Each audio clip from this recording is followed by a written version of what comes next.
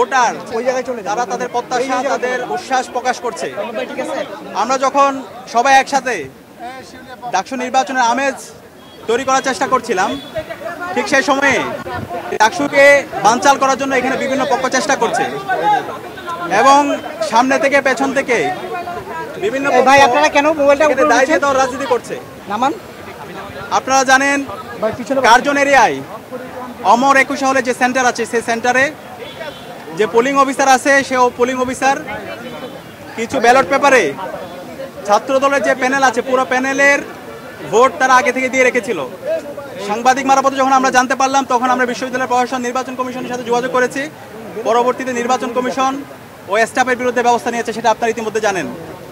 এবং এরপরে আমরা দেখতে পেয়েছি টিএসসিতে একজন স্টাফ একটা ওএমআরে আগে থেকে ক্রস দিয়ে রেখেছিল। এখন আমাদের অবস্থান পরিষ্কার, যে স্টাফ এই কাজটা করেছে তাকে অ্যারেস্ট করতে হবে, তাকে রিমান্ডে দিতে হবে এবং এই ঘটনা সে কার নির্দেশে করেছে সেটা বের করতে হবে। আমরা জানতে পেরেছি এখানে বিভিন্নপন্থী আমাদের শিক্ষক আছে এবং স্টাফরা আছে, তারা বিভিন্নভাবে ডাকসু নির্বাচনকে বানচাল করার চেষ্টা করছে। আমি সবাইকে আহ্বান করব, এই ডাকসু নির্বাচন এটা জুলাইয়ের অন্যতম আকাঙ্ক্ষা, এটা শহীদদের আকাঙ্ক্ষা, এটা ঢাকা বিশ্ববিদ্যালয়ের 40,000 শিক্ষার্থীর দাবি। সুতরাং ডাকসু নির্বাচনকে যারা বানচাল করার চেষ্টা করছে তাদের বিরুদ্ধে আমাদেরকে সবাইকে ঐক্যবদ্ধভাবে কাজ করতে হবে, আমাদেরকে সজাগ থাকতে হবে।